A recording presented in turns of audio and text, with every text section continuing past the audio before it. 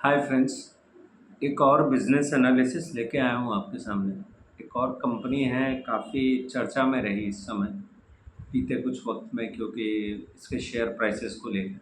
Basically इस company का नाम है टाटा मोटर्स। और अगर इसके प्राइस एक्शन को लेके कहा जाए तो अब लोगों का अलग अलग है। बिकॉज़ होता ये है कि लोग अलग अलग साइकिल्स में आकर किसी भी कंपनी के शेयर को खरीदते हैं, तो सबके अपने अपने बेनिफिट एंड लॉसेस हैं। मैंने प्रॉफिट्स एंड लॉसेस सबके अलग अलग हैं। किसी ने 40 रुपये पे ख़रीदा था तो उसने 1200 पे बेचा, और किसी ने 1200 पे ख़रीदा तो आज वो 600, 650, 650 के आसपास है। ये शेयर थोड़ा बेहतर हुआ था अभी, फिर वापस वही 650, 750 पे आ गया है। तो सबके अपने अपने चॉइसेस हैं, तो इसलिए चर्चा में ज़्यादा रहा और लोगों ने पूछा भी बहुत कि टाटा मोटर्स कैसा कर रहा है, क्या कर रहा है। तो थोड़ा सा टाटा मोटर्स के बिज़नेस मॉडल को पहले समझ लेते हैं। सॉरी। टाटा मोटर्स जो है वो ग्लोबल मैन्युफैक्चरर है बेसिकली। और ये क्या करते हैं, कार बनाते हैं, एसयूवी बनाते हैं, और ट्रक्स बनाते हैं, बसेस बनाते हैं, एंड इवन डिफेंस व्हीकल्स भी बनाते हैं। और सिर्फ इंडिया में नहीं, सारी दुनिया में कई देशों में ये सप्लाई करते हैं। तो माने ग्लोबल सप्लाई चेन का एक हिस्सा है Tata Motors as a group. कई सारे देशों में इनके जॉइंट वेंचर्स हैं, जैसे कि यूके में, साउथ कोरिया में, south Africa, China, Brazil, Austria, Slovakia, और सब्सिडरीज़ भी हैं इनके, जैसे जैगुआर लैंड रोवर जो है, जिस कंपनी को इन्होंने करीब मेरे ख़्याल से काफ़ी समय हो गया इन्होंने इसको टेक ओवर कर लिया है बेसिकली। जैगुआर लैंड रोवर को अभी टाटा मोटर्स हैंडल कर रही है। और इन्होंने साउथ कोरिया में दाऊ बोल के एक कंपनी थी जो कि गाड़ियाँ बनाती थी। आपको याद होगा इंडिया में भी उसकी गाड़ियाँ पहले चलती थी, अब मैं नहीं देखता हूँ। तो बेसिकली साउथ कोरिया की एक कंपनी है जिसके साथ इन्होंने जॉइंट वेंचर कर लिया है। तो टाटा डेवू नाम है उसका, जो कि साउथ कोरिया में भी काम करती है। तो बेसिकली इनका जो ये सारी कंपनियों के साथ है टाई अप, और 25 मैन्युफैक्चरिंग यूनिट्स हैं इनकी सारी दुनिया में मिलाकर। अगर देखा जाए तो इनका मेन जो रेवेन्यू आता है, 71% इनका रेवेन्यू आता है जैगुआर लैंड रोवर से। जैगुआर लैंड रोवर के कुछ मॉडल्स हैं जिनको ये सबसे ज़्यादा बेचते हैं basically. Range rover, defender, discovery और जैगुआर, ये मेन मॉडल्स हैं इनके चार जो ज़्यादा बिकते हैं बेसिकली। इनका जो अगर सेल के बेसिस पे देखा जाए तो north America, UK, Europe, China में इनका अच्छा खासा प्रेजेंस है सेल में। बेसिकली जैगुआर का जो ज़्यादातर सेल इनको मिलता है नॉर्थ अमेरिका, यूके और चाइना और यूरोप में मिलता है, क्योंकि वहाँ लोग बेसिकली ब्रांडेड चीज़ें ज़्यादा पसंद करते हैं। तो जैगुआर लैंड रोवर जो गाड़ियाँ बनाता है वो बेसिकली उसके बिज़नेस को काफ़ी पसंद करते हैं। लेकिन प्रॉब्लम क्या आई है, बेसिकली इसमें टैरिफ का एक सिचुएशन आया, उसको भी मैं आगे एक्सप्लेन करूँगा आपको इस वीडियो में। तो अगर एक कंपैरिजन किया जाए, नॉर्थ अमेरिका में इनका जो इस समय परसेंटेज है वो 33% है, जो कि बेहतर हो गया है फिनेंशियल ईयर 24 को देखते देखते। यूके में इनका शेयर जो है वो गिर गया है, मार्केट शेयर करीब 21% का होता था, अब 19% है। यूरोप में 20% था, 18 हो गया है। तो बेसिकली सारा गेन जो आया है वो नॉर्थ अमेरिका की तरफ से आया है। चाइना में भी ऑलमोस्ट सिमिलर काइंड सिचुएशन है, और रेस्ट ऑफ वर्ल्ड में भी 20 से 16%। तो बेसिकली ये थोड़ा सा हाई एंड गाड़ियाँ होती हैं, बहुत महंगी गाड़ियाँ होती हैं बेसिकली। तो यूरोप की स्थिति अच्छी नहीं है, तो इस वजह से वहाँ जो है इनको सेल में डिप देखने को मिलता है बेसिकली। मैं जो देख रहा हूँ इनको रिसेंट टाइम्स में, फिनेंशियल ईयर 24 जो था वो एक आप उसको हाई ईयर मान के सकते हैं इनके परफॉर्मेंस में, क्योंकि वो सबसे बढ़िया कर रहे थे उस समय पे।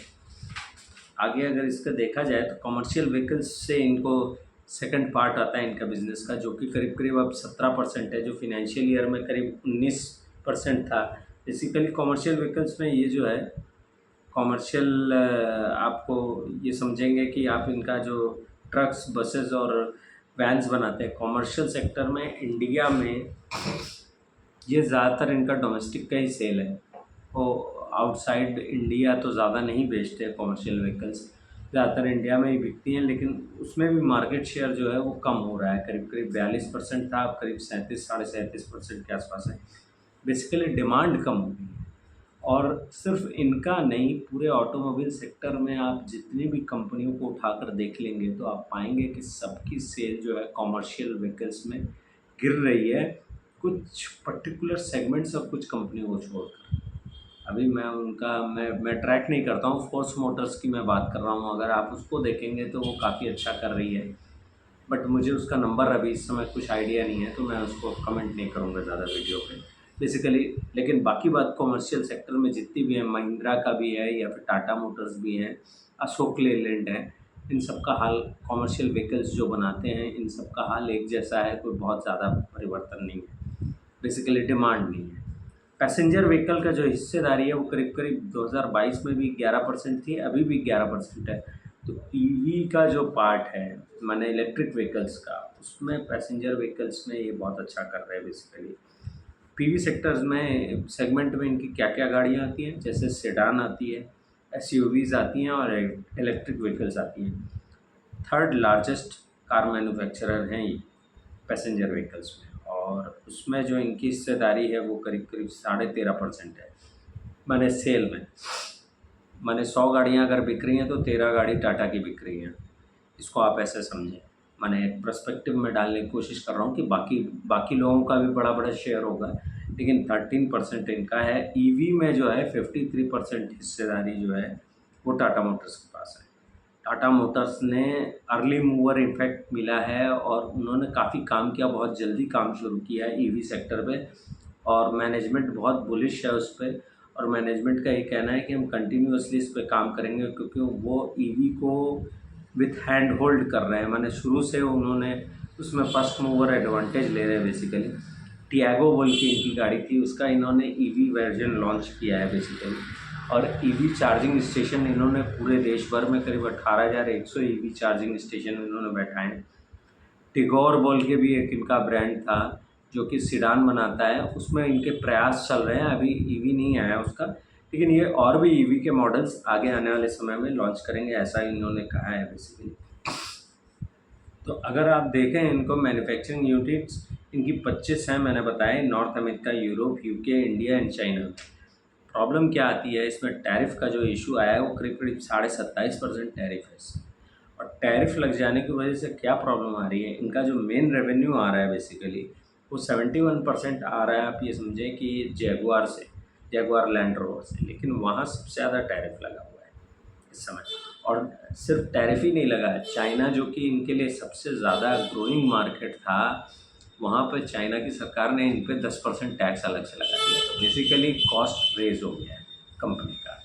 उसका अभी उसका एक हिट एक्स्ट्रा लग गया है बेसिकली, ऐसे ही सेक्टर अच्छा नहीं कर रहा था, ऊपर से 27.5% का टैरिफ और फिर 10% चाइना में एक एडिशनल टैक्स लग जाना उनके ऊपर, जिसकी वजह से जो है उनकी सेल बहुत ख़राब है। मैनेजमेंट का कहना है कि H2 में हम बेहतर उम्मीद कर रहे हैं, करेंटली कोई बहुत ज़्यादा उम्मीद नहीं है। 5 से 7% का गाइडेंस है उनका कि ग्रोथ होगी हमारी, तो आप समझ ही सकते हैं इतनी बड़ी कंपनी अगर 5% 7% की ग्रोथ दिखा रही है, तो वो खुद ही बता रहे हैं कि इस समय मैंने उनको कुछ बेहतर दिख नहीं रहा है इस सेक्टर में होते हुए, बिकॉज कंटिन्यूअस प्रेशर है, और जैसा कि टैरिफ का सिचुएशन चल रहा है, पता नहीं आगे चल के क्या होगा। खैर, कंपनी जो है 8,000 का कैपेक्स किया है कंपनी ने फाइनेंशियल ईयर 25 में, और इन्होंने एक नया अपना मैन्युफैक्चरिंग यूनिट खोली है तमिलनाडु में, जो कि चालू हो गई। कंपनी के 9 रिसर्च एंड डेवलपमेंट सेंटर्स हैं जिसका वो यूटिलाइजेशन कर रहे हैं बेसिकली और ये कोशिश करते हैं एडवांस सिस्टम को लाने का, माने एक्सीडेंट और ये सारी चीज़ों पे कैसे, गाड़ियों में क्या क्या चीज़ें, क्या क्या सुधार करने की ज़रूरत है ड्राइवर का गाड़ी चलाते हुए। आप ये जानेंगे कि इनका बहुत बड़ा हिस्सा आता है कॉमर्शियल व्हीकल्स में। तो कॉमर्शियल व्हीकल्स में होता क्या है, ड्राइवर्स बड़े लॉन्ग लॉन्ग जर्नी करते हैं, उस पर इन्होंने R&D फैसिलिटी में बहुत सारे चीज़ों पे R&D कर रहे हैं बेसिकली। इनके रेवेन्यू का करीब करीब 7% जो है, 6.5 पौने 7% जो है वो खर्चा होता है बेसिकली इस R&D पे। जो ड्राइवर्स लंबे समय तक, लंबी दूरी तक गाड़ी चलाते हैं, उनके हेल्थ मॉनिटर्स को कैसे ट्रैक किया जा सकता है, कैसे क्या चीज़ें कर सकते हैं। तो कंपनी काफ़ी इंटेंस काम कर रही है उसमें।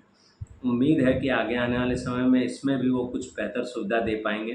हालाँकि टाटा मोटर्स का ये भी कहना था कि उन्होंने जितनी भी अपनी लॉन्ग कमर्शियल व्हीकल्स ट्रक हैं, उनमें अब एसी केबिन बनाने की सुविधा कर रहे हैं। वो बेसिकली इस तरीके से केबिन को बना रहे हैं कि उसको वो एयर कंडीशन के साथ बना दें। तो इस ये भी एक सहूलियत होती है। बेसिकली आप जानती हैं लॉन्ग जर्नी में आप अगर गर्मी से परेशान हो जाएँगे तो स्वेटिंग जितनी ज़्यादा होगी आपका ध्यान जो है वो उतना ज़्यादा अपने जर्नी से हट जाएगा। तो बहुत सारे फैक्टर्स होते हैं जिस पर कंपनी काम कर रही है बेसिकली। और कंपनी ने ये भी डिसाइड किया है, आपको एक और चीज़ मैं बता दूँ, इनका जो है कोशिश चल रही है और 670 पेटेंट्स हैं कंपनी के ऑलरेडी, और 424 पे डिज़ाइन प्लेटफॉर्म माने डिज़ाइन के लिए एप्लीकेशन दे रखी है इन्होंने, माने उसको भी पेटेंट कराने की कोशिश कर रहे हैं। तो सॉरी। तो बेसिकली होता ही है कि इसमें जैसे इसको अगर समझें तो वो छोटे छोटे वो अपने गाड़ी के अंदर में जो छोटे छोटे चेंजेस होते हैं, छोटी छोटी चीज़ें होती हैं, बारीकी होती हैं। जब आप एक गाड़ी बनाते हो तो आपको समझ में आता है उसमें कहाँ क्या चीज़ें ठीक करनी है, क्या चीज़ों में बदलाव कर दें, क्या बेहतर कर सकते हैं। तो ये कंटिन्यूअस प्रोसेस है बेसिकली। तो कोई भी चीज़ जब वो रेगुलर बनाते रहते हैं तो उनको ये समझ में आता है कि इस चीज़ को हम ऐसे बदल सकते हैं। तो उसको भी ये यूटिलाइज़ करने की कोशिश करते हैं कि उसमें उनको फर्स्ट मूवर एडवांटेज मिले। कोई माने जैसे कोई भी उनका एप्लीकेशन या पेटेंट काइंड ऑफ होता है तो उसमें ये होता है कि सेम टेक्नोलॉजी या सेम चीज़ को यूज़ नहीं कर सकता for next some period of समय, कुछ समय के लिए हो जाता है। कभी ऐसी चीज़ें को कुछ एडवांटेज मिलते हैं। तो ये बहुत अच्छी चीज़ है। कंटिन्यूअस R&D पे काम कर रहे हैं। इन्होंने एक अनाउंसमेंट और कर रखी है, मैं आपको बल्कि मैंने मेरे वीडियो बनाना बिल्कुल राइट टाइम टू टाइम वाला सिचुएशन होगा, बिकॉज़ ये डीमर्जर इन्होंने अनाउंस किया था। बेसिकली टाटा मोटर्स जो है वो 2 भाग में बढ़ जाएगा। पैसेंजर व्हीकल्स एक अलग बिज़नेस हो जाएगा और कमर्शियल व्हीकल एक अलग बिज़नेस हो जाएगा। तो दोनों को डीमर्ज करके 2 बिज़नेस अलग-अलग कर देंगे। जिनके पास भी ऑलरेडी शेयर होल्डर है, उनको 1:1 का एक-एक शेयर मिल जाएगा। माने एक कॉमर्स अगर किसी के पास 1 शेयर है, तो उसके शेयर 2 में बढ़ जाएँगे। उसके पास 1 शेयर पैसेंजर व्हीकल का हो जाएगा और एक उसका कमर्शियल व्हीकल का हो जाएगा। तो बेसिकली बिज़नेस को वो 2 अलग-अलग भागों में बाँट रहे हैं। और ये ऑलमोस्ट 1 अक्टूबर की इसकी रिकॉर्ड डेट है, तो आने वाले कुछ समय में ये हो ही जाएगा बेसिकली। तो अचानक से अगर आप पाएँ कि टाटा मोटर्स का प्राइस जो है वो अचानक से आधा हो गया है या कम हो गया है, तो आप उसको डरने की ज़रूरत नहीं है। बेसिकली वो स्प्लिट हो जाएगा स्टॉक, एक के बदले एक मिल जाएगा और दोनों का प्राइस भी वो, मेरा मानना है कि बिज़नेस के बेसिस पे उसको डिसाइड करेंगे। मेरे ख़्याल से पैसेंजर व्हीकल का जो प्राइस होगा वो ज़्यादा होगा और कमर्शियल वाले का कम होगा, बिकॉज़ रेवेन्यू ज़्यादा वहाँ से आता है, क्योंकि जैगुआर लैंड रोवर का जो बिज़नेस है वो पैसेंजर व्हीकल में आएगा।